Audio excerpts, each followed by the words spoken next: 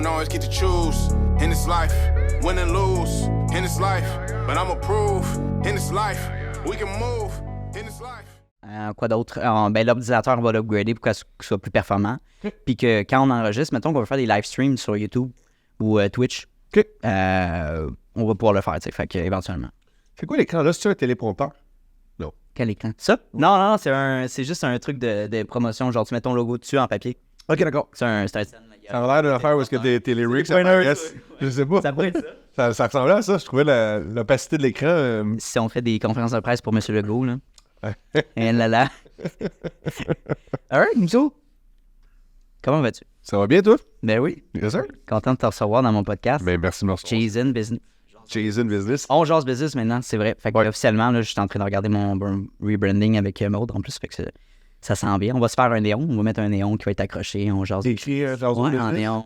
C'est nice. Quelle couleur tu vas choisir? Ben, mes couleurs, c'est comme tu peux voir le bleu ici. C'est bleu, les chaises jaunes, fait que bleu, jaune, puis noir, le classique business. Un peu comme Ikea, dans le fond. Ouais, je pense à ça. Je m'étais pas inspiré, mais tu sais, c'est des couleurs qui me représentent, tu sais. OK. Fait que c'est ça que, ben, écoute, quoi de neuf, qu'est-ce que tu as fait aujourd'hui, juste très simplement? Aujourd'hui, écoute, je sors de comme 4-5 jours où est-ce que j'ai été malade. Donc, j'étais un peu atterré. J'ai juste fait du Netflix puis prendre soin de moi. Puis j'ai recommencé à rembarquer. Là, j'organise mes événements pour le mois d'octobre. J'ai plusieurs événements qui s'en viennent. Surtout des événements en dehors de Montréal. Donc, j'en ai un à Ottawa, un à Toronto, puis un à Boston. Puis les trois, c'est des ski and snowboard shows. Fait que c'est toute une clientèle qui est axée sur la saison hivernale qui s'en vient. Fait que je suis en train de préparer ça à l'instant. Puis je faisais la paperasse. Je fais ma TPS CVQ, 3e trimestre, vient de se terminer. Donc, j'essaie d'être à jour dans mes affaires pour pas payer de pénalité. Parle-moi de ton entreprise, simplement, Nico. Présente-moi ton ton b-board. Yes, exact. Je sais pas si on voit bien. C'est ça. Ça s'appelle Montréal Balance Board. En fait, on fait des planches d'équilibre en bois recyclé à la main ici au Québec. Et en fait, un balance board, c'est un excellent complément pour tous les adeptes de sport de planche, mais ça se ne limite pas uniquement à ça. Donc, c'est vraiment quelque chose qui va aider les adeptes qui font du snowboard, du wakeboard, du paddleboard, du surf, du skate.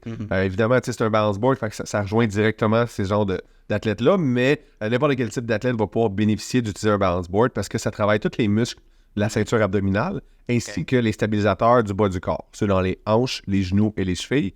Ça aide souvent les gens à prévenir des blessures, ça permet de bien s'activer le matin ou avoir une activité physique. C'est vraiment quelque chose qui est facile à utiliser, n'importe qui peut s'en servir. Puis c'est très simple, mais à la fois très efficace. Donc souvent, les gens voient ça comme étant simplement une planche sur un cylindre, mais effectivement, c'est ça. Mais une fois que tu embarques dessus, ce que ça requiert pour maintenir ton équilibre, c'est vraiment un challenge en soi. C'est quelque chose que la majorité des gens n'ont jamais ressenti. C'est un feeling. Tu sais, le mouvement de gauche à droite, de se mettre dans l'équilibre, tu as ton centre de gravité qui se déplace de gauche à droite. C'est vraiment quelque chose d'unique. Je recommande aux gens de l'essayer parce que c'est vraiment quelque chose de le fun, d'addictif, puis de challengeant en même temps. Fait que c'est ça qu'on fait. C'est un produit hors du commun, puis la première fois que je suis arrivé dans les studios de Wavency pour travailler avec Maud, je suis comme, en fait, je voyais Adèle sur une planche en équilibre. Je suis comme, Adèle, qu'est-ce que tu fais, Adèle? Puis il travaillait là-dessus. J'étais dans un full state, là. 30 minutes, je sais pas combien de temps qu'il travaillait là-dessus, mais j'étais surpris, puis j'étais comme, nice. Qu'est-ce qui t'a amené à vouloir développer un produit de ce genre-là? Ben en fait, j'ai toujours eu un peu la graine entrepreneuriale, puis j'attendais d'avoir un produit qui m'allumait, puis qui était un petit peu innovateur, qui était différent. Je voulais pas partir un brand de T-shirt, comme certaines musiciens ont déjà fait, puis en fait, ce qui est arrivé, c'est en 2017, ça faisait 7 ans que je travaillais dans le domaine de la bière. J'étais représentant pour Archibald puis Boréal. J'ai tout quitté, puis j'ai pris un one-way ticket pour aller au Costa Rica.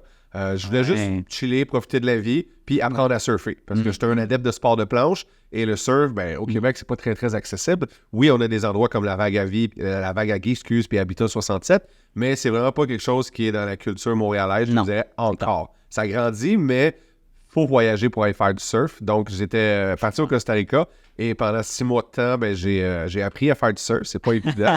C'est des surfeurs qui m'ont introduit au balance board. Puis quand je suis embarqué là-dessus, je suis tombé en amour immédiatement avec le feeling, comme j'expliquais tantôt. Juste de se maintenir en équilibre de gauche à droite, c'est vraiment unique. C'est un peu comme quand on embarque sur une patinoire. On fait du patin à glace, on comprend pas le mouvement, les coups de patin, les transferts de poids. C'est quelque chose qui est un petit peu, comment dire, alien. Là, genre c'est un petit peu inhabituel. Contre-intuitif peut-être un peu? Oui, contre-intuitif. OK. Ben, tu l'utiliseras jamais sur son branding. Fait que c'est très contre-intuitif comme mouvement, puis il faut l'apprendre, il faut le pratiquer pour le maîtriser. Puis quand je t'ai embarqué dessus, je suis juste tombé en amour. J'ai eu pendant 5 secondes avant de tomber. Puis j'étais comme, OK, je veux recréer ce mouvement-là, je veux recréer ce feeling-là. Puis ben, après mon 6 mois au Costa Rica, je suis venu à Montréal, je m'en suis construit un. Puis de fil en aiguille, ben, je l'amenais dans les parties, des barbecues. Les gens l'essayaient. Puis après, les gens venaient me voir. Hey, c'est quoi ça? Ça vaut combien? Où est-ce que je peux en acheter un? Puis c'est là que j'ai commencé à en faire puis à en vendre par la bande, je dirais. Parfait. Pour ce segment-là, c'est où? En fait, c'est un produit québécois, right? C'est fait au Québec? Ou comment tu peux m'expliquer un peu la chaîne de production, le processus en fait? Les planches sont faites à la main ici au Québec. C'est génial. Avec du bois recyclé. Donc, nous, on achète les déchets industriels de plusieurs manufacturiers canadiens qui sont basés à Montréal et à Toronto. Puis, on revalorise la matière en faisant des balance boards avec. Un balance board, tu sais, c'est pas nécessairement quelque chose qui a été inventé récemment. Ça existe depuis tout le temps. L'origine du balance board, ça vient du cirque. On avait ça auparavant. On appelait ça un rollabola. Le thème rollabola, je ne l'ai pas gardé parce que je trouve qu'au niveau marketing, ça manque un peu d'appeal puis de punch, en quelque sorte. Fait que le rollabola, on avait ça dans les cirques. Tu avais les acrobates qui se maintenaient en équilibre et qui jonglaient. Ça impressionnait la galerie puis ça faisait partie du spectacle, du show. Sauf que quand tu sors le balance board du contexte du cirque, tu réalises que, ben, justement, c'est un excellent outil pour travailler différents muscles qui sont rarement sollicités quand les gens s'entraînent ou pratiquent des sports. C'est ça, c'est mon point, j'allais sauter là-dessus. Pour les sportifs, mettons, pour les gens qui jouent au soccer, au football, tu sais, n'importe quel sport qu'il faut que tu cours, je veux dire, ça te permet d'avoir le meilleur équilibre, d'être peut-être plus flexible pour certains efforts. C'est pas tant la flexibilité que ça va améliorer, mais plus les réflexes, la coordination, les transferts de poids et la proprioception en général. Donc, savoir où ton corps se situe dans l'espace qu'il occupe. Donc, à tout moment, tu vas pouvoir avoir des meilleurs réflexes lorsque tu vas avoir une légère perte d'équilibre. Tu vas pouvoir rattraper plus rapidement cette perte d'équilibre-là. Tu vas savoir où situe ton corps, mettons, quand tu vas te faire bousculer au hockey ou au football ou au soccer. C'est genre des petites aptitudes physiques qui sont très bénéfiques sur le long terme quand tu pratiques n'importe quel style de sport, que tu sois un plongeur olympique ou que tu joues au rugby ou que tu fasses du pool à la limite, tu sais, le billard, je veux dire. Tu sais, de la manière que tu t'installes, tu sais toujours à quel endroit situe ton corps, puis quel contrepoids tu dois faire pour maintenir ton équilibre. Ça permet de le pratiquer en permanence quand tu es dessus. Quelqu'un qui s'entraîne au gym, ça pourrait être bon, ça, j'imagine? Les gens qui s'entraînent au gym, en règle générale, vont utiliser ou vont focusser sur les gros muscles. Les pectoraux, les triceps, les épaules, les cuisses, les quadriceps. Mais les petits muscles qui entourent les plus gros muscles sont tout aussi importants. Ça permet justement d'avoir une meilleure précision dans l'exécution d'un mouvement, d'avoir une plus grande fréquence, une plus grande répétition. Puis au final, ben, ça fait juste une sorte de symbiose. Ça met en symbiose un petit peu les petits et les gros muscles pour permettre d'être un meilleur athlète ou faire des meilleurs mouvements plus coordonnés, je dirais. Ouais, puis je pense que c'est drôle parce que j'ai pensé à ça pendant que tu t'expliquais, mais tu sais, les gens qui s'entraînent au gym, on se fait souvent dire, moi je m'inclus là-dedans, moi je m'entraîne au gym. Vous travaillez le haut du corps, mais le bas, les jambes, on n'en parle pas. Non. Non, mais c'est vrai qu'il y en a qui c'est petit puis c'est gros en haut, tu sais, mais c'est parfait. Je veux dire, pourquoi ne pas compléter votre training avec ça? Mais souvent, tu sais, les gens vont s'entraîner. Il y a beaucoup de gens qui s'entraînent pour l'esthétisme. Ben oui. Je dis pas que c'est pas juste pour ça, mais je crois qu'il y a une bonne majorité des gens qui vont pour bien paraître, pour être en santé. C'est sûr et certain, ça reste toujours dans le haut de la liste, mais le haut du corps va paraître tandis que le bas du corps va rarement paraître. Ben oui. Puis c'est là que tu vas différencier les athlètes des gens qui vont au gym. Les athlètes vont vraiment travailler le corps au complet. Ils vont... Tu sais, il y a un dicton, je pense, c'est « Never skip leg day ». Oui, ben c'est ça. Mais tu sais, comme avec un balance board, ce qui est bien, c'est que tu peux skip leg day juste en embarquant dessus. Ça ne file pas comme un entraînement, mais ça travaille énormément les quadriceps, les mollets. Tous les stabilisateurs, comme je disais tantôt, du bas du corps sont sollicités. Fait que c'est pas un exercice de force, mais plus un exercice, comme je disais, coordination, réflexe. Puis ce qui est le fun, c'est que tu peux te dire, j'ai pas le temps d'acheter ça dans ma routine d'entraînement. Pas de problème, amène-le à job, amène-le au travail, fais d'autres choses, fais du multitasking. Écoute, tu peux faire tellement de choses. La preuve, c'est que tu as des employés ici qui font. Exact. Tu peux l'introduire dans tellement de facettes du monde. Puis c'est là un petit peu que j'aime me démarquer un petit peu. C'est de démocratiser l'utilisation du balance board, peu importe dans quel environnement tu vas te retrouver. Que ce soit au bureau, devant ton ordinateur, en faisant du travail administratif avec ton standing desk, que ce soit avec des enfants en classe qui ont des troubles d'attention, qui ne sont pas capables de rester statiques au même endroit, qui ont toujours un tic de bouger ou faire quelque chose, ou que ce soit dans une classe de gym, dans une séance de yoga, que ce soit dans une séance de pilates, que tu mets ça justement sur le bord des lignes pour les joueurs de football, de soccer ou n'importe quel sport pour qu'ils puissent se garder réchauffés entre deux périodes ou entre deux shifts, par exemple. C'est vraiment quelque chose que j'essaie de démocratiser comme étant facilement introduisible dans toutes les facettes un petit peu de ta vie pour te garder actif d'une manière un peu loufoque, non organisé. Juste, ça traîne, c'est là, t'embarques dessus. T'en fais 5 minutes, 30 secondes, 10 minutes, peu importe. Ça te permet juste de rester actif tout en étant statique au même endroit. Question plus technique, mais niveau mobilité, disons quelqu'un qui veut l'amener au travail, qui veut l'amener au gym, qui veut l'amener dans son sport, c'est quoi les pièces? En fond, t'as le board, t'as le stand, c'est juste le stand, t'as le cylindre. Oui, exactement. T'as 2 pièces, c'est ça? Oui, t'as 2 pièces. T'as un cylindre et une planche. Aussi simple que ça. En dessous de la planche, sous les extrémités, t'as 2 planches de bois qui sont des crans d'arrêt, des stoppers qu'on appelle, qui vont permettre d'éviter les chutes. Parce que là, c'est très important de le dire. Les gens souvent perçoivent le balance board comme étant relativement facile parce que tu vas juste mettre tes pieds, tu t'installes, sauf qu'il y a des risques de chute qui sont présents. Il faut toujours être vigilant. Faut jamais se prendre pour un héros. Faut vraiment comme apprendre à marcher avant de courir. Donc, tiens-toi quand tu commences au début pour éviter les chutes parce que quand tu tombes, ça fait mal. Tu tombes sur le côté. Ben, c'est un point intéressant que je n'aurais pas pensé t'amener, là, mais au niveau est-ce que tu as eu des réglementations à faire respecter par le gouvernement, savoir parce qu'il y a un risque de blessure? Tu l'expliques quand tu le vends? Comment ça marche par rapport à ça? Je pense pas qu'il y a de réglementation par rapport à ça. L'exemple que je peux te donner, c'est une des premières compagnies qui a commercialisé les balance boards, ça s'appelle Indoboard. Ça vient des États-Unis, ça a commencé en 97-98, puis eux, sur leur planche, sur le dessus de leur planche, c'est écrit « Use at your own risk ». OK. La culture aux États-Unis est différente de celle qui est au Canada, c'est-à-dire qu'aux États-Unis, ils vont actionner très facilement, ils vont amener en justice n'importe quelle compagnie pour aller faire des sous. Au Canada, on n'a pas vraiment cette approche-là. Et on sait qu'il y a un risque qui est relié avec l'utilisation d'un bicycle. On sait qu'il y a un risque qui est relié avec l'utilisation d'un patin à glace ou peu importe l'outil qu'on va utiliser, il y a un risque qui est relié à ça. Donc, il n'y a pas vraiment de mise en garde ou qu'est-ce quoi le mot que tu dis? Une réglementation. Il n'y a pas de réglementation par rapport à ça. Mais dans toutes les planches que je vends, il y a une feuille qui dit exactement comment l'utiliser de manière sécuritaire pour justement pas que les gens se fassent mal. Parce que la sécurité devient la priorité numéro 1. Tu sais, j'ai des événements où est-ce que j'ai des personnes un peu plus âgées qui viennent me voir, puis je les vois, ils veulent en acheter un, mais ils veulent pas l'essayer devant moi parce qu'ils ont peur de se ridiculiser. Je suis comme, non, essayez-le devant moi. Là, ils sont comme, non, je vais le faire à la maison. Je suis comme, c'est bien important qu'on l'essaye ensemble. Je suis la meilleure personne avec qui. Exactement. Je vais te montrer comment le faire. Je veux pas que vous tombiez. Il y a des risques de chute. Puis ça, je le mets toujours avant. J'ai déjà, je veux pas dire décliné, mais j'ai déjà raté des ventes ou j'ai déjà passé à côté des ventes parce que j'ai découragé la personne d'en acheter un parce que soit son âge, soit sa condition physique ou soit qu'elle voulait pas m'écouter. Tu sais, j'ai des gars, combien de fois j'ai des gars qui viennent me voir? Tu sais, les gars, on est toujours un peu surconfiants. Ben oui. Exactement. Puis là, les gars, c'est comme, non, je veux pas me tenir. Ouais, pour ça, je fais du skate, je fais du snowboard, pas besoin de me tenir. Je suis comme, non, tiens, moi, c'est important, les premières secondes sont critiques. Tu vas voir, c'est pas la même chose que, non, je vais être correct, je fais bien les sports à planche. J'insiste, puis à un moment donné, je suis comme, hey, tu sais quoi, vas-y. Puis les gars embarquent, ça fait. Bang! J'ai vu des dizaines et des dizaines de gars tomber, puis à chaque fois, je les regarde à terre, je suis comme, je l'avais dit, man. Tiens-moi les mains. Ça aurait duré 10 secondes, je t'aurais lâché après 10 secondes. Mais le premier 10 secondes, tu aurais eu le feeling de c'est quoi ce mouvement-là, parce que c'est un mouvement unique. C'est nouveau. La majorité des gens, comme j'ai dit tantôt, n'ont jamais ressenti ce feeling-là. C'est où qu'on peut acheter tes produits? Mes produits, on peut les acheter en ligne. On a plusieurs boutiques qui détiennent nos produits aussi. Lesquels? Je vais en nommer plusieurs, mais il y a certains Sport Experts. Donc, je pense qu'il y a une centaine de succursales de Sport Experts au Québec. Il y en a une trentaine qui ont mes produits. Donc, c'est pas dans tous les Sport Experts. On a l'Accordé aussi qui vont avoir nos produits. Et beaucoup de board shop qui vont avoir nos produits. Si je peux en nommer quelques-uns, comme Axis à Saint-Sauveur, il va y avoir Rollin à Montréal, on en a à Bromont, on en a à Gatineau, on en a à Ottawa, on en a un petit peu partout dans la province. Je pourrais partir à les nommer, mais je pense on doit avoir proche d'une soixantaine de points de vente au Québec. C'est très impressionnant. Ça a pris combien de temps de développer ces points de vente-là? Ça s'est fait graduellement. Tu sais, au début, genre, je voulais partir en faisant juste des boutiques, mais tu sais, le retail, c'est une bébête en soi. Tu sais, ça te donne de l'exposure. Tu peux vendre 10 planches au lieu de juste une, sauf que tu les vends moins cher. Il faut que tu vendes le produit avec une certaine structure derrière. Tu sais, comme tu peux pas le vendre de la même manière que quand tu le vends sur ton site web.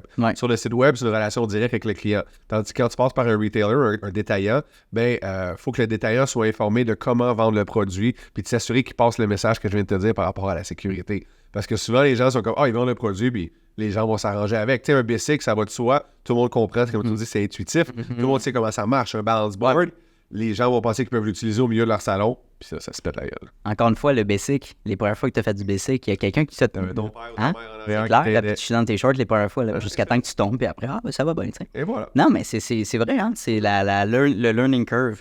Exact. Dans le podcast que tu as fait avec GM Success Factory, as parlé, dans le fond, que tu as passé au Dragon, mais la version anglaise et française. Parle-moi donc de ton expérience déjà française, puis ensuite anglophone, la différence entre les deux. Absolument, on commence avec la bonne ou la mauvaise nouvelle? La bonne. La bonne? La bonne nouvelle. Ouais. Fait que la bonne nouvelle, c'est ça. Quand j'ai passé au Québec, ça s'est super bien passé. C'était le 6 avril 2020 que j'ai été diffusé. On a fait de l'enregistrement le 11 mars 2020. Fait que c'était une journée avant que la pandémie mondiale soit annoncée. Oui. Fait que j'ai enregistré dans un contexte normal, où est-ce que la vie allait de soi. Mais le lendemain, la journée d'après, ça a tout tombé. Tout a fermé, les écoles ont fermé tout le kit. Puis c'est ça, j'ai enregistré le 11 mars et ça s'est extrêmement bien passé. J'étais préparé, je savais à quoi m'attendre. Ça faisait longtemps, en fait, depuis les débuts que j'avais vu l'émission dans l'œil du dragon, je regardais ça toujours d'un œil un peu passionné. Je me disais, un jour, je vais aller à cette émission-là. Je sais pas quand, je sais pas avec quel produit ou avec quel service, mais un jour, je vais y aller, puis un jour, je vais bien faire. Je le sais parce que ma force, moi, c'est m'exprimer. J'ai pas peur. Plus il y a de gens qui me regardent, meilleur je performe, en quelque sorte. J'aime la pression.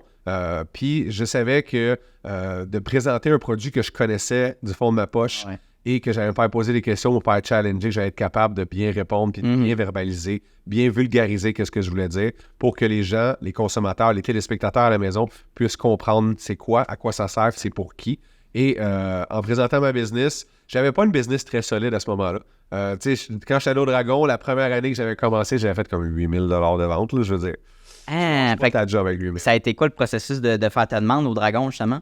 Les Dragons, mais en fait, c'est ça, je me rappelle plus. Si ils m'ont approché parce qu'ils m'ont découvert, si les recherchistes m'ont découvert par le biais des médias sociaux, ou si j'ai juste simplement appliqué parce que j'avais toujours le rêve d'aller à l'émission. Et t'appliques un formulaire, t'envoies ça par email, il y a quelqu'un qui te rappelle. Lorsque cette personne-là t'appelle, elle te pose des questions au téléphone pour savoir si vraiment tu as une business qui est legit, puis tu n'as pas un hobby à la place. Et une fois que tu passes l'entrevue téléphonique, ben ils t'invitent à venir faire une présentation en studio pour savoir s'ils vont te garder pour l'enregistrement. Donc, ce que tu fais, c'est que tu te pointes au bureau de Radio-Canada et ils t'invitent dans un petit local où est-ce qu'ils t'attendent. Ils sont 5 personnes. Je pense que c'est recherchistes, réalisateurs et producteurs qui sont là. Et eux, en fait, ils recréent un peu la situation de les dragons. OK, ils font les dragons, finalement. Exactement. Ils te rentrent, ils t'expliquent comment ça va se passer. Ils disent, regarde, tu vas sortir, tu rentres dans 1 minute, puis tu rentres, puis nous, on est comme les dragons, puis tu fais comme si tu étais à l'émission. Puis nous, on va te poser des questions, on va te challenger de la même manière, et on va juger par la suite si ta présentation est digne d'être enregistrée ou pas. Fait que j'ai fait cette présentation-là, ça s'est super bien passé. En sortant de là, j'étais confiant, je savais que j'allais... Ah ouais, hein? Ah ouais, ça c'est... Tu sais, quand on a un exposé oral, ça se passe bien à l'école, t'es comme, je sais que je vais avoir une bonne note, là, c'est sûr et certain. Mais c'était un petit peu la même chose qui s'est passé. Ouais, j'étais très confiant. Wow. Et, ils m'ont effectivement rappelé, ils ont dit, hey, l'enregistrement le 11 mars. Fait qu'on est retourné le 11 mars pour l'enregistrement, puis là, t'arrives dans les studios. Là, ils te préparent le maquillage. Ils demandent d'amener ton stand, d'amener tes produits, tes boards, avec ton roll-up, toute l'équipe comme ça. OK, maintenant, ça va ressembler à quoi? Là, ils disent, tu vas rentrer par ici, tu vas avoir 5 secondes. Après, il faut que tu commences à parler, tu te présentes. Essaie de commencer. Pendant 1 minute ininterrompue, les dragons vont te laisser parler. Ils vont juste te laisser te présenter, te présenter ton offre, qu'est-ce que tu veux, c'est quoi ta business. Puis après 1 minute, ben là, ils vont avoir en quelque sorte le feu vert pour pas t'interrompre, mais te poser des questions. Fait assure-toi que ta première minute, elle est concise, elle est précise aussi, puis que tu sois capable de bien présenter un elevator pitch qu'on appelle. Il faut que ça soit très, très rapide. Puis après ça, ben là, ça part à gauche, à droite. Tu y vas selon les questions qu'on te pose.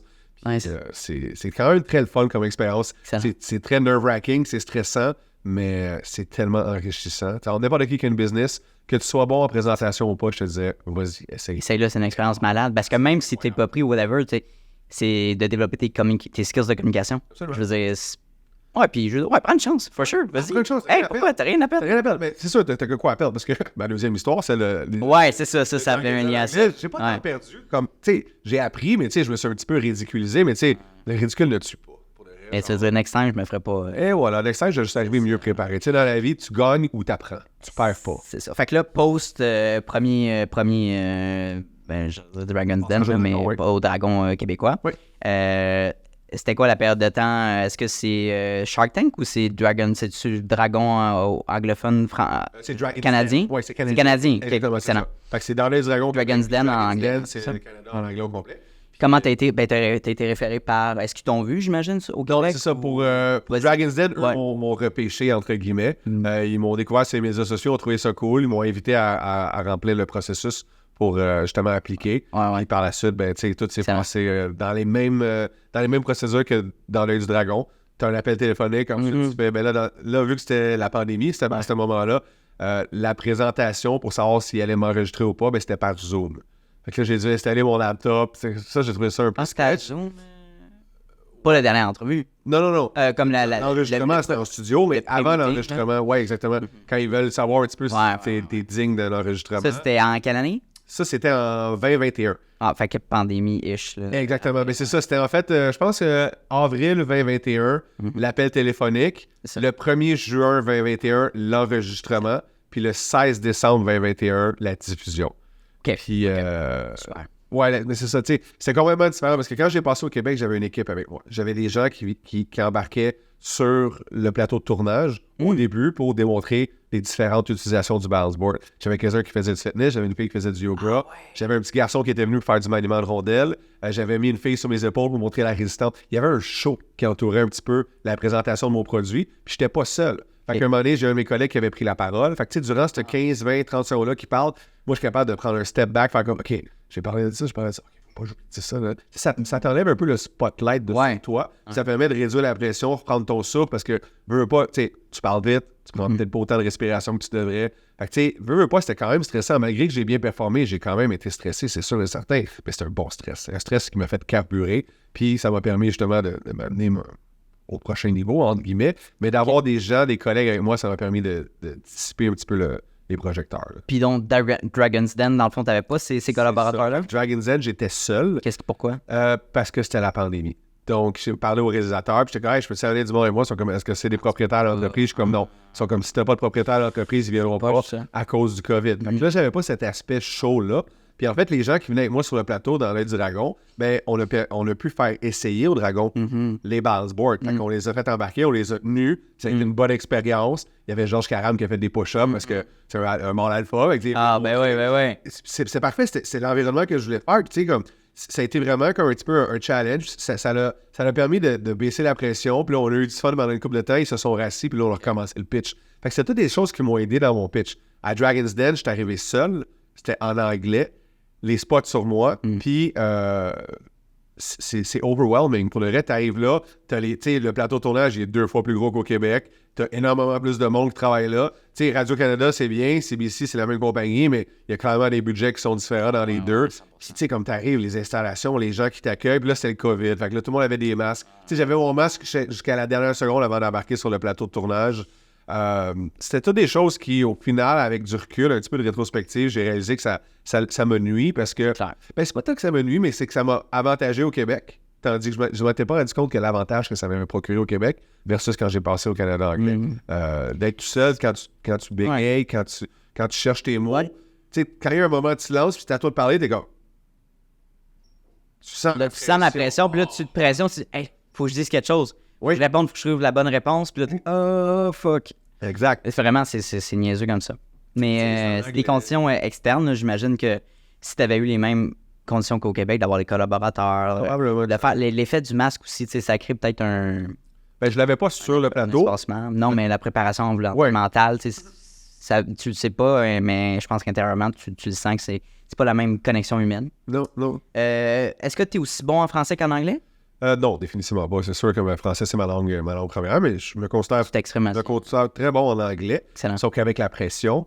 Pour laisser savoir. Tu sais, comme patiner dans ta langue natale, c'est plus facile que sortir de la merde un petit peu ou du trou dans lequel tu t'es creusé qu'en anglais.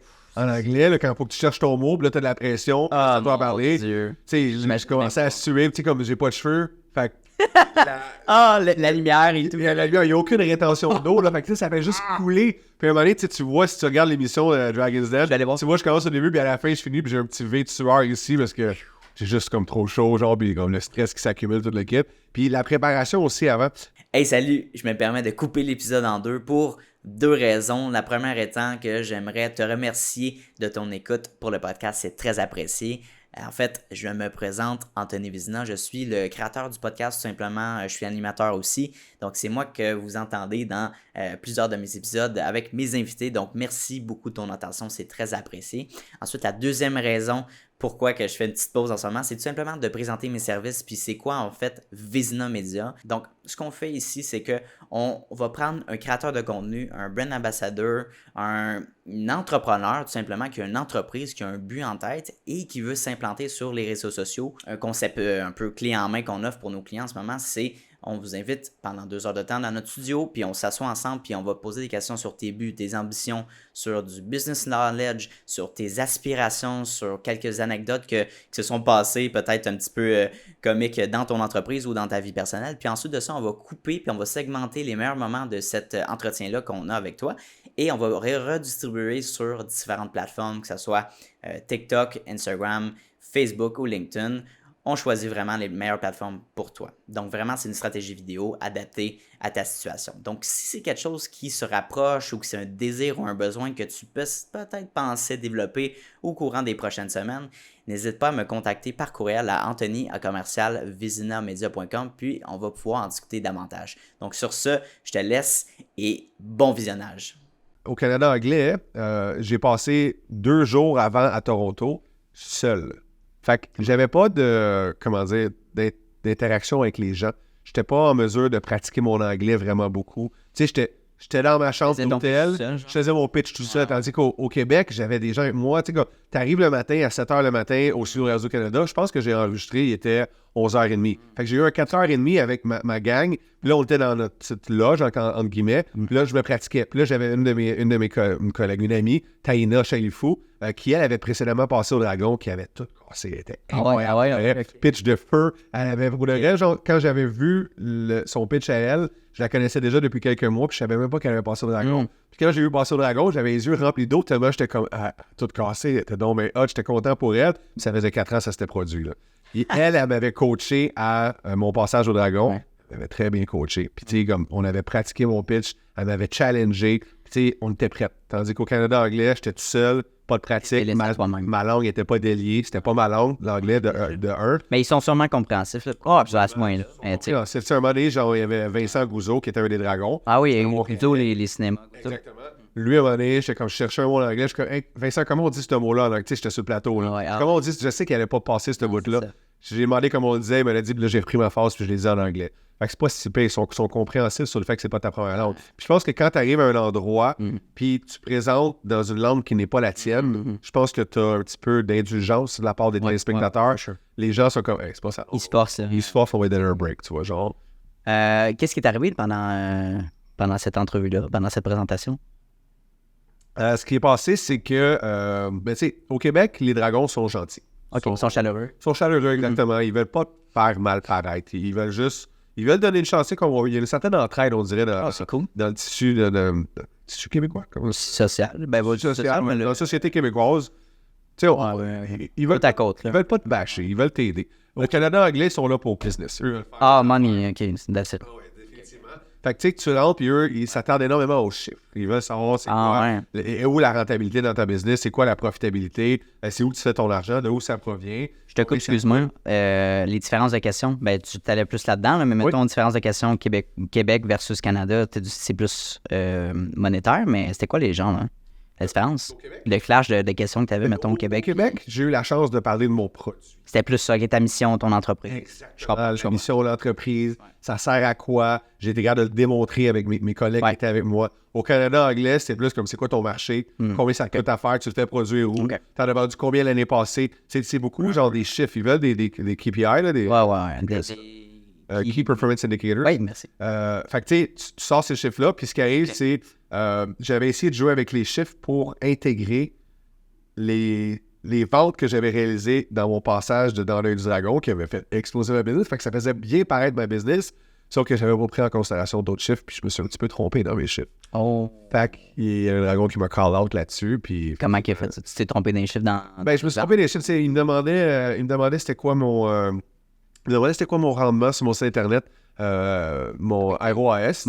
Puis finalement, mon ROAS, mon chiffre d'affaires, il faisait pas de sens. Puis t'as une des filles là-dedans, Michelle, qui est calée genre en web commerce. Puis elle a fait comme, comment ce chiffre-là donne ce chiffre-là? Là, j'étais comme, c'est un bug là. La chaîne de démarquage, définitivement. Mais tu sais, j'ai pas menti, mais j'étais pas aussi préparé que j'aurais dû l'être au niveau des chiffres. Puis moi, j'ai mon gars qui s'occupait de mes publicités à ce moment-là qui m'a donné des chiffres. Fait que je les ai juste pris en note puis je les ai comme répétés sans les maîtriser, sans les comprendre, sans être capable de les expliquer ou de les justifier. Wow. Ça a joué contre moi énormément parce que là, ils sont comme, mais là, comment ça? Là, je suis comme, je sais pas, c'est mon gars de web. C'est ça, exact. Ces chiffres-là, ils sont comme, OK. Ouais, là, je venais de perdre la crédibilité right away à leurs yeux. Shit. Ça fait partie de la game. Dorénavant, je pense que je vais rester sur mon turf. Puis je vais y aller avec les connaissances que j'ai. Maintenant, j'en sais davantage sur le iOS. Puis c'est quoi mon average card value. C'est tout des données maintenant que je connais beaucoup mieux que quand j'ai passé à Dragon's. Puis dans Dragon's Den, ben là, est-ce qu'il y a quelqu'un qui a décidé d'investir avec toi? Oui. OK. So, je me trompe dans les chiffres. OK. Ça, c'est un moment genre wow. Je me trompe dans les chiffres. Okay. Les dragons me ramassent plus ou moins. Et là, t'as les dragons qui commencent à se prononcer. Écoute, moi, Nick, je trouve ta business bien, mais unfortunately, I'm not gonna buy. Il commence à tomber un domino à l'autre, exactement. Okay. Puis là, on arrive à Vincent Gouzeau. Il est Montréal. Il est là, il fait comme, tu sais quoi, Nick? Il dit, moi, je vais te faire une offre. Mais il dit, t'as pas l'air du gars le plus solide avec tes chiffres. Puis il dit, je veux pas m'embarquer dans une business sans savoir exactement c'est quoi les vrais chiffres. Make sense. Il dit, je te donne le bénéfice du doute. Il dit, tu t'es peut-être trompé avec le stress puis tout. Mais il dit, gars, moi, je vais te faire une offre. Il dit, toi, tu demandais 125 000 pour 10 de ton entreprise. Il dit, moi, je vais te donner ton 125 000. Il dit, c'est 50 de l'entreprise que je veux. Puis, je veux 25 de l'entreprise.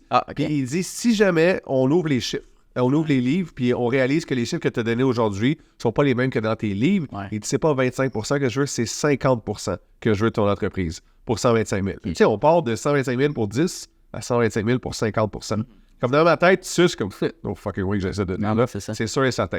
Mais à ce moment-là, tu sais, Vincent, il est très tranchant. Persuasif? Persuasif, oui. Il est très tranchant, il est très straight in your face. Et comme on dirait en anglais, il est blunt. Il est très direct. Puis comme, it's either this or nothing. Take it or leave it, it's the only offer you have. J'étais comme, well, tu sais, il y a encore Michel qui n'a pas parlé au bout du banc. Là, Vincent, il pensait qu'il était le dernier puis qu'il me tenait un petit peu par les couilles. Ouais, c'est ça. Là, j'étais comme, encore Michel qui est là. Puis moi, Michel, c'est elle que je voulais parce qu'elle est pro en e-commerce.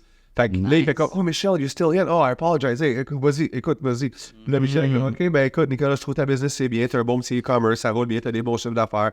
Elle dit non, malheureusement, je pense pas que c'est une business qui est bon pour moi. Puis moi, juste avant qu'elle finisse de travailler, je suis comme, écoute, Michel, tu sais, comme, je suis venu ici parce que t'avais une expérience que je trouvais très complémentaire à la mienne. J'étais capable de voir un certain partenariat ensemble. Je pense que ça serait bien. Puis pendant que je suis en train de dire ça à Michel, t'as Vincent qui se sent directement piqué à vif. Parce que je considère même pas son... Non, c'est ça, tu sautes sur le maître. Exactement, je saute sur elle, mais j'ai eu l'offre sur la table pour lui. Allez, il a pris mal. Il a mal pris. Non. Il a tellement mal pris. Il a dit quoi? Il t'a En même temps, j'ai manqué de tact. J'ai pas été très intelligent sur le moment, je l'admets. Il a fait comme, hey, Nicolas, il dit, you want to go with Michelle? You know what? Go with Michelle. I'm withdrawing my offer. Je retire mon offre. Si tu veux lequel, vas-y lequel, mais t'as plus d'offre de ma part. Là, je suis comme... Là, Michel, elle n'avait pas encore dit son nom final. Fait que là, je me tourne vers elle, puis là, c'était un nom, je bafoue en essayant de la rattraper, mais c'est déjà non, tu vois, de sa part. Fait que comme, non, I'm not gonna get it. Là, genre, je fais juste me retourner, puis c'est comme, ça a tombé à plat. Ouf, l'ambiance est... Ouais, non, j'ai vraiment, là, genre, j'ai senti comme un loser à ce moment-là, parce que si j'avais juste fermé ma gueule, puis je serais revenu à Vincent, j'aurais pu décliner son offre, puis là, j'aurais quand même eu l'air d'un bon entrepreneur qui a décliné une offre, qui s'est pas fait acheter par le grand à petit prix. J'aurais quand même une narrative qui m'aurait permis de sauver la face. Fait que dans le fond, avec du recul, je trouve que qu'est-ce que Vincent a fait, beaucoup m'ont parlé après par la suite de m'avoir vu. Ils ont dit, il était chien, Vincent, avec toi. Je suis comme, non, en fait, je trouve pas, il n'a pas été chien. Je le remercie, Vincent, il a été smart. Il m'a tendu la perche pour me sauver la face. Puis j'ai tellement pas saisi l'opportunité que j'ai cru l'insulter. Puis je comprends qu'il se soit senti insulté. Puis qu'il ait refusé l'offre, mais tu sais, j'ai double down, j'ai eu l'air doublement stupide, je trouve, au final. Tandis que j'aurais pu juste faire ma gueule, attendre que Michel dise non, en venir à Vincent. Hey Vincent, merci pour ton offre. Cependant, je pense pas que la valorisation que tu fais de ton entreprise est juste. Oui, je me suis trompé dans mes chiffres aujourd'hui. Ma présentation n'était pas bonne, mais ça veut pas dire que je dévalue mon entreprise pour autant. Merci, mais non merci. Je serais parti sans deal. Exactement, je serais sorti le chest bombé, puis j'aurais quand même eu l'air. J'aurais sauvé la face. J'aurais été gagnant quand même. Exactement, j'aurais été gagnant dans la défaite en quelque sorte. Sauf que là, j'ai juste perdu toute la ligne. Fait que c'est pour ça que je vois mon passage à Dragon's Den comme étant une défaite, parce que j'ai pas su bien calculer mes gestes, mes dires, puis ça m'a backfire. Wow, c'est vraiment Shark, là. Ça doit être comme ça, le Shark Tank, en fait. Là. C'est très américain. Fait que Québécois, ils ont... Oh mon Dieu, j'imagine même pas. Non. Fait que Aïe, c'est fou quand même comme expérience. Puis au niveau au Québec, finalement, quand tu l'as fait, est-ce que tu avais des investisseurs qui t'ont proposé? Oui, effectivement. Donc, quand j'ai passé au Québec, mon Tony Dragon commence à se prononcer. Georges Caram, il dit je vois pas que c'est une business qui pourrait faire des millions de dollars. Je peux retirer pour autant. Puis ça, je pense qu'il y a eu des critiques pour ça. En tout cas, j'ai vu des critiques. Je pense pas qu'ils ont reçu nécessairement. Mais c'est comme, voyons donc, tu te dis que vu qu'une business peut pas faire des millions, que tu n'investis pas dedans. Georges Caram est le premier. En plus, tu as Isabelle Chevalier, Marie-Josée. Marie-Josée, j'aurais cru qu'elle allait embarquer. Bref, elle n'a pas embarqué. Puis là, tu as Louis Tremblay qui était le dragon invité. Il dit écoute, Nicolas, il dit je suis pas sûr de saisir l'ampleur de ta business. Par contre, je trouve ça cool. Je suis un snowboarder, j'aime ce que tu fais, c'est des produits recyclés. Il dit je vais pas te faire une offre, mais par contre, il dit j'ai 185 employés à qui j'aimerais ça faire un beau cadeau de Noël. Je pense que ton produit s'enligne énormément avec la vision de son entreprise. Puis il m'a passé la commande de 185 balance board. Je demandais 25 000 pour 15 % dans le temps, puis sa commande représentait 26 000 Wow! Insane! J'ai exactement eu ce que je voulais sans donner de part de mon entreprise. Puis Louis Tremblay était A1 avec moi. Pour de vrai, il a respecté son bout du bâton. J'ai fait des planches personnalisées avec son logo dessus. On a envoyé ça en novembre, juste avant le temps des fêtes. Puis il a donné ça à chacun de ses employés. Ça a été cool. Puis j'ai Nicolas Duvernois de Pure Vodka qui, lui, m'a fait une offre. Il m'a exactement offert qu'est-ce que je demandais. 25 000 pour 15 % de l'entreprise. Et t'as pas la main. Puis ça s'est pas concrétisé par la suite, mais sur le moment, ça a été la narrative parfaite pour moi. Tu sais, j'ai une commande en banque, puis j'ai un deal sur la main. Fait que tu sais, non seulement ma présentation s'était bien passée, où est-ce que j'avais parlé de mon produit et à quoi ça sert, mais on top of that, au niveau business, ben j'ai eu une commande, puis j'ai eu un deal. Fait que t'as accepté, là, t'as eu deux... t'as accepté avec Nicolas. Oui, j'ai accepté. OK, excellent. Ouais. Ben, c'est ça, j'ai serré la main à l'écran. Sauf que je pense que les gens le savent aujourd'hui, c'est un secret de polichinelle, là, mais tu sais, c'est pas parce que tu serres la main à l'émission que le deal va se concrétiser avec une convention d'actionnaire par la suite. Tu sais, il y a plein de choses qui peuvent se passer. Il y a ce qu'on appelle le due diligence, où est-ce que, tu sais, moi, je peux arriver au dragon et dire j'ai vendu pour 2 millions l'année passée, j'ai 70 c'est bullshit. Je peux bullshit. C'est sûr. Une fois que j'ouvre les livres, c'est ce que j'ai dit à la TV, c'est pas vrai. Il y a personne pour le vérifier. Fait que c'est pour ça que les dragons, ils peuvent toujours se backer en disant oui, j'embarque devant l'écran, mais après, quand tu ouvres les livres comptables, c'est comme c'est logique aussi, c'est sûr. Comme Vincent a dit, là, explicitement, si on ouvre les livres, puis c'est pas vrai, c'est ça, Vincent, il knew, il savait, là, fait que... Tu sais, il a vu que j'étais comme pas solide dans mes... il a essayé de... il a essayé de me corner. Mais en fait, c'est ça. T'aurais pu mettre sous pression et dire... J'aurais pu. Mais ça aurait pas été une bonne idée, je pense. Non, ben, tu sais... Honnêtement, là. Moi, je suis pas fier de moi à ce moment-là. Mais c'est... T'apprends. Si t'avais l'opportunité de refaire, de te reprendre, est-ce que tu le ferais? Absolument. Ah oui? Sans l'ombre de doute. OK. C'est sûr. Tu reviendras en force, là. Ah, je reviendrai en force. Ah ouais, là? Je l'ai dit, en fait, quand j'ai sorti du plateau de tournage, tu sais, il t'interview en sortant du plateau de tournage, puis je l'ai dit, genre, I fucked up, genre, j'ai choqué, j'ai commencé à suer, j'ai modulé mon chiffre, je suis vraiment pas fier de moi, mais par contre, je dis, un jour, je revenais, puis quand je revenais, j'avais vraiment mieux faire que ça. Puis ça, c'est sur écran, vous pouvez l'écouter à l'émission, là, c'est enregistré. J'ai admis mes torts, j'ai admis ma défaite, j'ai admis que je me suis planté, mais j'ai aussi dit, un jour, je revenais, puis quand je revenais, je vais être beaucoup mieux que cette fois-ci. Faut que j'aie la chance de retourner, parce que ça veut pas dire qu'ils vont me réinviter nécessairement, mais je suis prête. Comme demain, il m'appelle, c'est comme, hey Nick, Redemption Tag, tu y vas-dessus, tu as 24 heures pour t'amener à Toronto pour faire l'enregistrement. J'y vais. Pas très je l'ai fait. C'est sûr et certain, je dors pas, puis je prends bien des pills pour rester debout, mais c'est sûr et certain que je retourne. Tu pètes tout, là. C'est clair. Ben, je pète tout. Peut-être que non. Ça se peut que je me replante une deuxième fois, mais tu sais quoi, je suis prêt à essayer. Exact. Genre, que t'as envie, t'apprends, tu gagnes, tu l'essayes. Les gens qui réussissent bien, là, selon moi, c'est les gens qui essayent, qui se plantent, mais... T'as des gens super intelligents, c'est ça qui arrive, t'as des gens super intelligents, intellectuels, qui ont vraiment beaucoup plus de compétences ou des facilités à apprendre certaines choses, mais ils mettent pas l'effort. Tu sais, tu regardes les gens à l'école, par exemple, qui ont ils ont des bonnes notes versus quelqu'un qui étudie ou qui n'a pas le même tact, mais qui pousse, puis qui atteint tellement plus d'opportunités. Tu sais, fait que là, ça rend frustré cette personne-là qui dit quand il est moins bon que moi, puis il y a plus. Il grind, il essaye. Et voilà, il prend des risques. Tu sais, dans la vie, c'est pas juste les aptitudes, c'est souvent l'attitude qui va jouer dans la balance. Parce que pour de vrai, t'as beau être le gars le plus qualifié. T'as beau être le gars le plus qualifié, le plus compétent, mais si t'as une attitude de merde, tu travailles pas, t'as aucune éthique de travail, ben tu vas pas aller nulle part. Tu sais, c'est pour ça qu'il y a des... Tu sais, je fais souvent l'analogie avec le hockey. Tu sais, t'as des gars de quatrième trio là, qui sont dans la Ligue nationale pendant 15-20 ans, mais c'est des gars de quatrième trio, ils travaillent fort, ils donnent du cœur à l'ouvrage. T'as des gars de talent, excuse-moi, je vais catégoriser en disant les Russes, là, mais tu sais, t'as des joueurs russes qui sont passés, il y avait des talents incroyables. On va prendre Neil Yakupov, ceux qui connaissent le hockey. Premier choix au repêchage, talent incroyable, il n'est même plus dans l'international aujourd'hui.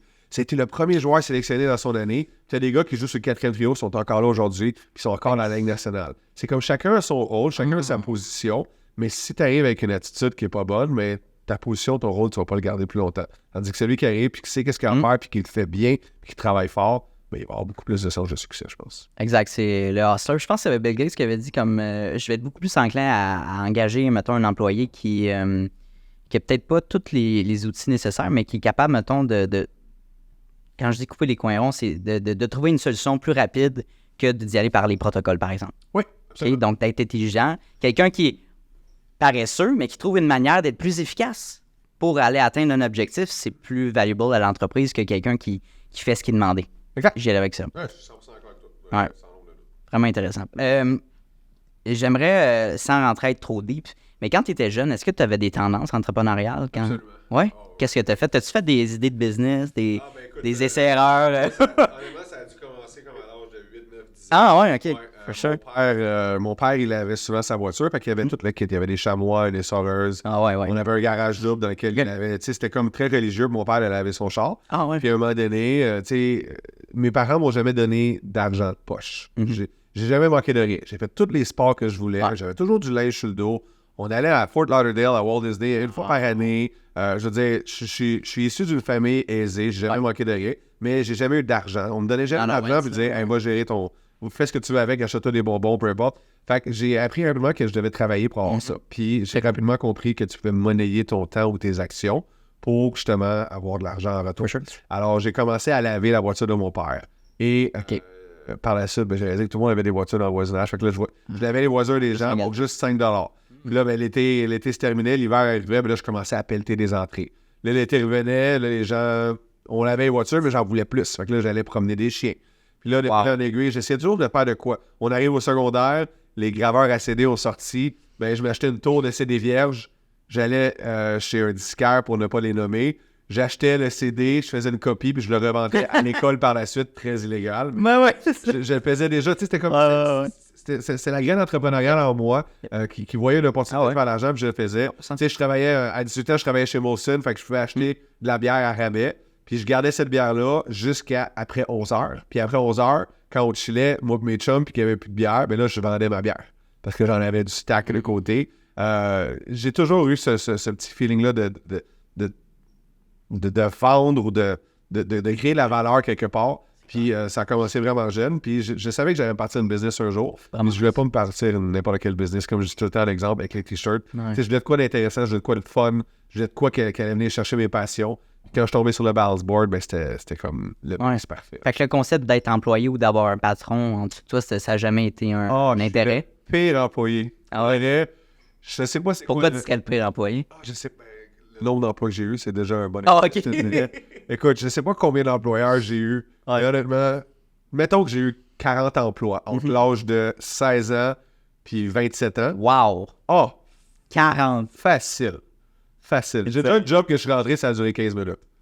Genre, mais je me suis pas fait mettre dehors. Celle-là, je l'ai quitté. Ben bravo, super. Mais bref, j'avais pas quitté beaucoup des jobs. Non, c'est sur 40 emplois, je pense que je me suis fait coller ça dehors genre 35 fois, 36 fois. Je suis pas un employé qui est... Pas un modèle, hein? Non, modèle. Zéro un modèle. As-tu essayé McDonald's? Non. Ou fast food? Ouais. Mais couche-tard, tu vois, je me suis fait mettre dehors, c'est... Mon père venait de décéder. Ma mère a organisé un voyage, une croisière avec mes grands-parents, puis elle a fait un pile ou face avec mon frère parce que c'était 4 par habitat, 4 par chambre. Fait que c'était mes deux grands-parents, ma mère, puis soit moi ou mon frère. On a fait un pile ou face. J'ai gagné un pile ou face. Fait que j'allais en croisière, j'ai demandé congé aux gens de couche-tard. Ils ont dit, mais non, tu vas commencer, ça fait 2 mois. Fait que là, genre, j'ai dit, c'est une croisière de 2 semaines, ça partait de l'Espagne, ça faisait le Portugal, traversait toute l'Atlantique. Fait que ils m'ont cassé là. Mais tu sais... N'importe qui aurait fait ça, je pense. Là, c'est juste logique. Sinon, j'ai des jobs où est-ce que je me suis fait pogner à dormir sur la job. J'ai des jobs où est-ce que... je vais pas toutes les dire parce que ça va vraiment mal paraître, là, mais je suis pas un bon employé. J'ai entendu dans un podcast qui s'est filmé ici que t'étais pas le plus studieux non plus. Ah non, fuck non. Ah non, moi, il fallait 60% pour passer. Je disais 70 pour avoir 65. Puis je me satisfaisais du strict minimum. Tu sais, je trouve que l'école, c'est bien. L'école, c'est très important. Tu apprends énormément à l'école. Sauf que le système d'éducation a besoin d'une réforme. La manière qu'on éduque les gens aujourd'hui, ce n'est plus à jour. C'est vraiment quelque chose qui a besoin d'être complètement restructuré. Je trouve que la manière qu'on éduquait les gens en 1930 ne devrait pas être la même que c'est aujourd'hui. Non, puis... C'est pas quelque chose qui collait à moi. J'avais la difficulté à rester en classe. J'ai clairement un TDA. Je pouvais pas me concentrer longtemps, puis j'ai quelqu'un de manuel aussi. Fait que non, j'étais pas un bon étudiant. Non, puis pour faire un point là-dessus, là, présentement, je suis à l'université, puis j'aime ce que j'étudie quand même. Je suis en admin marketing, mais tu sais, c'est des notions, tu vois, fait qu'il y a un bac classique, là, mais avec l'arrivée de ChatGPT, ça a complètement chamboulé ces institutions-là. Ça, je peux même pas comprendre comment que... Moi, je suis très franc, je l'utilise dans mes cours, là. Ah ouais, hein? Puis ça, pour faire mes travaux, pourquoi je l'utiliserais pas? Ben oui. Ben, moi, ça aurait été là, c'est honnêtement, sûr, servi, là. C'est parce que c'est accessible à tout le monde, c'est gratuit. L'accès aux informations n'est plus la même, là. Ça facilite. Fait que je pense que oui, la réforme, puis changer un peu la manière qu'on enseigne nos cours aux étudiants. Ce qui arrive souvent, puis c'est le cas, t'apprends la matière du par cœur, on le met à l'examen, on se souvient une fraction, 5% de ce que tu as appris, right? Ouais. C'est sûr que tu veux pas avoir un médecin qui se souvient de 5% de ses opérations, OK? Non, mais dans plusieurs domaines, il y a tellement de choses qu'on peut améliorer. Comme en marketing, je m'excuse, là, mais la pyramide de Maslow, là, ça fait 8 fois que tu me le dis que c'est quoi la pyramide, là, tiens. On sait c'est quoi les besoins de l'être humain, là, okay, d'un employé. Fait. Mais moi aussi, j'ai une certaine réticence dans la manière qu'on enseigne puis comment que les professeurs l'apportent. Tu sais, moi, si j'avais eu ChatGPT dans le temps, c'est définitif que je m'en serais servi. Je faisais déjà du plagiat sans ChatGPT. Fait que, tu sais, je veux dire, c'est pas quelque chose, tu sais... C'est du plagiat, mais en même temps, faut le voir, moi, je pense qu'il faut le voir comme une assistance. C'est plus facile. J'imagine que tu peux demander aussi les sources à ChatGPT. Fait que, OK, dans quel site web tu as utilisé ça ou quel site web que tu es allé chercher ça, tu as écrit... Tu t'inspires et sans copy-paste, là, tu t'inspires de ces informations-là puis tu formules ta phrase. Mais c'est ça. Fait que je pense que ça va juste révéler le problème. Pas que oui. La manière qu'on éduque au niveau dans l'éducation. Tu sais, à l'école, je veux dire, quel pourcentage de ce que j'ai appris au secondaire, je me rappelle aujourd'hui. Non, bien sûr. Tu sais, je vais juste prendre l'exemple de la trigonométrie parce que ça a été un moment marquant dans ma vie. Je n'étais pas un étudiant de type A, on va se le dire. J'étais plus du type D et E et peut-être F pour fail, là, mais j'avais fait un examen de mathématiques trigonométrie en secondaire 3. Le professeur il avait décidé de le prendre sous son aile cette fois-là. Ah, OK. Et dans l'examen, j'ai eu la meilleure note de la classe. Je me rappelle encore la face de la petite fille, j'ai oublié son nom, mais c'était une petite fille asiatique. C'est très stéréotype, qu'est-ce que je dis. Elle, c'est la première de classe, elle a tout, puis je l'ai battue. J'ai eu 98% dans l'examen. Puis j'avais la meilleure note, puis le professeur, cette fois-là, exceptionnellement, il avait remis les examens en note décroissant. Fait qu'il avait commencé du pire, puis il avait fini avec le meilleur. Fait que tout le monde s'est élevé, était allé chercher son examen. Puis il disait pas la note, mais il avait juste donné en note. Puis moi, j'attendais, puis je suis le dernier à qui a donné l'examen. Puis là, il disait, avant de remettre le dernier examen, puis j'étais comme, je sais qu'il n'avait pas son examen. Il dit, je veux juste féliciter cet étudiant-là, il a fait vraiment beaucoup de travail, puis il mérite amplement la note qu'il a aujourd'hui. Écoute, Nicolas, viens chercher ton examen, c'est toi qui as la meilleure note de la classe. Puis là, tout le monde était comme... Tu sais, comme j'étais déjà catégorisé comme le pire étudiant possible, puis j'avais tout torché, 98%. Demande-moi aujourd'hui qu'est-ce que je me rappelle de la trigonométrie.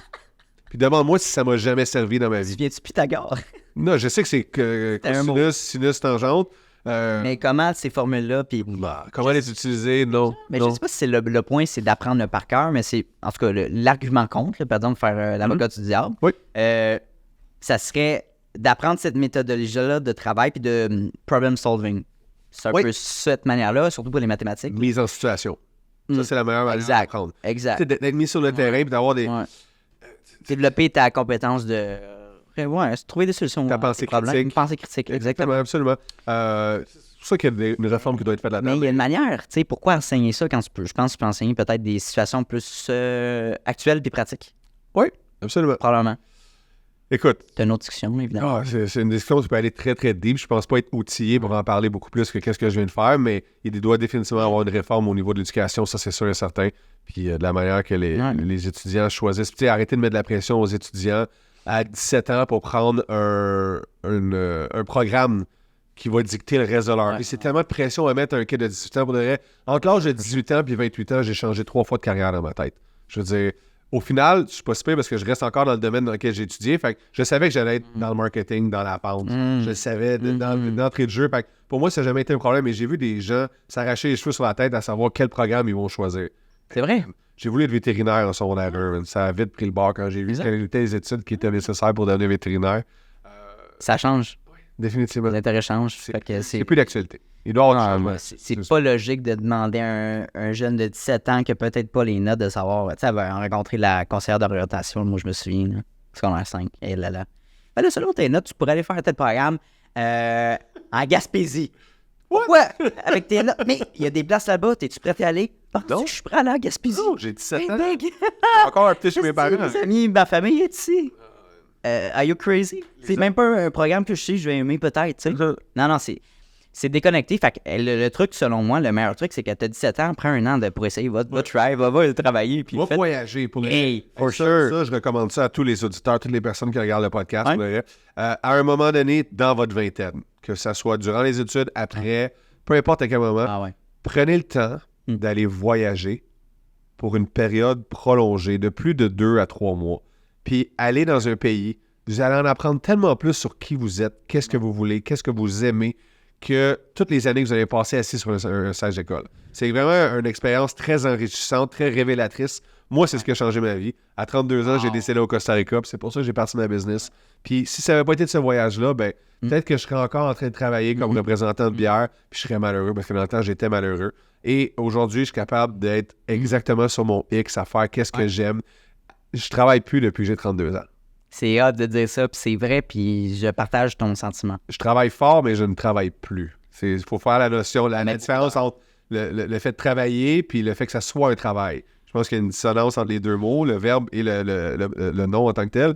Parce que... J'adore ce que je fais pour le reste. Tous les matins, c'est jamais comme « Ah non, il faut que j'aille faire des planches. Ah non, il faut que j'aille faire ça. » Non, ça me tente tout le temps. C'est ce sentiment-là. Quand tu te lèves le matin, là, c'est quoi ta réaction initiale? Là? T'as-tu peur que le cadran sonne? Honnêtement, là.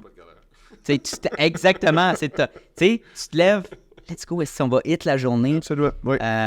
Puis oui, c'est sûr qu'on met beaucoup plus d'heures, mais c'est des heures qui sont positives pour notre mental. Je crois que c'est nécessaire de mettre ces heures-là pour être fulfilled dans notre vie professionnelle et personnelle. Moi, je pense que ça se transpose là-dedans. Si tu es heureux dans ce que tu fais, tes relations ailleurs vont bénéficier, je pense, de ce que tu es. Fait qu'il faut que les gens prennent le temps. Genre, c'est le conseil que je donnerais aux gens, c'est comme mon éducation que je peux transposer aux gens, ce serait prenez du temps, puis fuck off, n'importe où ailleurs dans le monde. Sortez du contexte actuel dans lequel vous êtes. Allez dans un autre pays. Allez pas dans une autre ville. Allez pas à Vancouver. Vous pouvez aller à Vancouver. Pourquoi Vancouver? Non, classique. C'est l'autre bout du pays. OK, Il y a probablement des différences dans les cultures canadiennes, même si c'est un pays. Je veux dire, il y a tellement grand le pays. C'est plus long d'aller à Vancouver que d'aller à Paris, ça. Choisis tes destinations. T'es mieux d'aller à Paris dans quelque chose. Non, on va pas à Paris. En tout cas, je vais me faire des ennemis. C'est ça. On va couper ça. Mais va voyager, définitivement. J'aime ça. Voyager, on peut finir sur une question. Dans l'habitude, j'ai 2 questions, mais on a répondu à ça, tes conseils et tout ça. La dernière question, c'est à savoir, avec ton entreprise, ta mission personnelle, c'est quoi l'impact que tu vas avoir sur la société, simplement? Ma mission serait de démocratiser l'économie circulaire. Je suis un gros fan de David et Julie, qui sont les membres de Mission Loop. Je sais pas si tu connais. Oui, je connais Loop. Ben oui. C'est super bon. Bien d'autres choses au niveau de l'économie circulaire. Je trouve que c'est quelque chose qui doit être davantage démocratisé. On crée puis on génère énormément de déchets de nos jours. Puis il y a tellement de valeur dans les déchets qu'on génère que souvent, il faut juste se gratter un petit peu la tête pour redonner une deuxième vie, une deuxième valeur à ces déchets-là. C'est exactement ce que je fais avec mon entreprise. Le bois que vous voyez sur la table, tu sais, la planche, on lui a donné un petit peu d'amour, là, mais ça aurait été des déchets, notamment, ça aurait été dans le dépotoir. C'est vraiment un type d'économie qui est soutenable puis qui est bon pour l'environnement, qui permet de croître ou de prospérer d'une manière qui est en symbiose avec l'environnement, je te dirais. Je pense que c'est quelque chose qui est très négligé encore. J'aimerais ça davantage parler d'économie circulaire puis de laisser cette empreinte-là avec ma business. Oui, je veux démocratiser le balance board parce que ça, c'est quelque chose qui m'allume en tant qu'adepte de sport de planche. Je trouve ça cool. Je trouve que personne ne connaît ça puis je trouve qu'il y a énormément de choses à découvrir avec ça. Mais par le bien de mon entreprise, je vis de ma passion, mais en même temps, je pense que la mission un peu plus sérieuse derrière ça va être de promouvoir l'économie circulaire. Définitivement. J'aime vraiment ça. Puis, où est-ce qu'on peut te contacter, tout simplement? Mais les médias sociaux, moi, c'est très simple. C'est mon équipe de médias sociaux, a.k.a. moi. Que ce soit Facebook, Instagram, TikTok, YouTube, c'est le même acronyme, c'est mtlbboard.com. Donc, on va le mettre à l'écran. Oui, il va être écrit juste ici. mtlbboard. Puis vous pouvez me contacter directement sur ces plateformes. Dernière question, là, parce que tu as parlé de ton marketing. Oui. Tant qu'à faire, on va parler de ça. Hein. Ta stratégie marketing, ça ressemble à quoi? Est-ce que tu fais des pubs? Est-ce que tu fais du posting organique? Ça ressemble à quoi? On fait des pubs actuellement avec Wave & See. Ils font une excellente job. Je les réfère pour un shout-out à Wave & See. Définitivement, ils ont changé la game. Dans les 3 derniers mois, ils ont triplé mon chiffre d'affaires. Hein? Oui, en ligne. Wow, félicitations. Mais en ligne, c'est mes ventes en ligne, l'année passée. Triplé. 3,5 fois. Ouais, quand même assez impressionnant, je te dirais. Tu sais, je me frappe la tête contre le mur de ne pas avoir fait affaire avec eux plus tôt. Fait que définitivement, en ligne, on fait de la publicité, on fait des publications organiques aussi. On organise des concours à gauche et à droite. On fait très peu de collaboration avec les influenceurs, créateurs de contenu, excuse-moi. Oui. Ça les froisse quand on dit influenceurs, mais définitivement, on va faire un petit peu plus de ça. On fait des événements. Okay. On essaie de faire essayer les produits aux consommateurs, aux gens. Fait que on tire à gauche et à droite. Y a-t-il une stratégie? Non. Je vais avec mon gut feeling, puis pour l'instant, ça va bien. Ça fonctionne. Ça fonctionne exactement. Je me casse pas la tête, je te dirais. Je suis un gars de marketing, je sais qu'est-ce qui marche relativement bien, puis ce qui marche pas. Puis j'ai fait des essais où est-ce que j'ai perdu une couple de milliers de dollars, j'ai appris. Mais tu sais, au final, ça va dans la bonne direction. Je continue à grandir, il n'y a pas de ralentissement en vue, fait que la stratégie, c'est pas stratégie. Non, mais le pire, c'est que If you fail to plan, you plan to fail. Ouais. Je trouve que c'est tellement une phrase qui est remplie de signification. J'ai peur que ça soit vrai, mais je fais quand même la planification, mais j'ai pas tant de stratégie. Donc, un petit mot de la fin. Tout en équilibre, tout en balance. Oui. Balance Board, Montréal. Yes, sir. Balance ta vie. Balance ta vie. Excellent. Merci, Nicolas. Hey, salut, ça fait déjà la 2e fois qu'on se voit dans cette même vidéo-là. Donc, merci de ton attention, puis merci de ta discipline, parce que c'est un mince pourcentage des gens qui sont capables d'écouter du début de l'épisode jusqu'à la fin. Donc, merci beaucoup de ta discipline. Ça démontre énormément de motivation de ta part et bien sûr d'un aspect important de l'entrepreneuriat que oui, la motivation c'est important, mais la discipline c'est encore plus important. Donc, merci de ton attention. La meilleure manière que tu peux me repayer pour ce podcast-là, vu qu'il est accessible à tous et gratuit, il va rester gratuit. Ça, c'est important. Notez-le à quelque part. Je tiens qu'il reste gratuit, accessible à tout le monde. En fait, c'est tout simplement de repartager le podcast dans des Instagram Stories, d'en parler avec tes amis, d'envoyer le lien à tes amis. Hey, Mathis, va donc écouter cet épisode-là, c'est super intéressant. Ça vaut de l'or, puis ça va me permettre d'aller faire croître le podcast à un niveau exponentiel. Donc, merci beaucoup pour ton aide et ton intérêt pour le podcast. Et bien sûr, on se revoit la semaine prochaine, dès jeudi midi, pour un nouvel épisode. Donc, bonne journée à toi.